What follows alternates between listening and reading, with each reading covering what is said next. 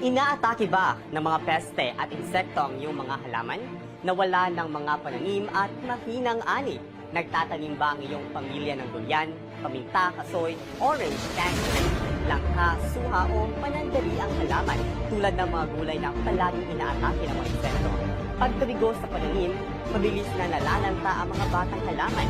Maagang mabibilis ang mga batang prutas at hindi ka makapag-ani sa panandaliang halaman. Natatakot ka sa mga pesticide lason, nalalabi ang pesticide na nakakaapekto sa lupa.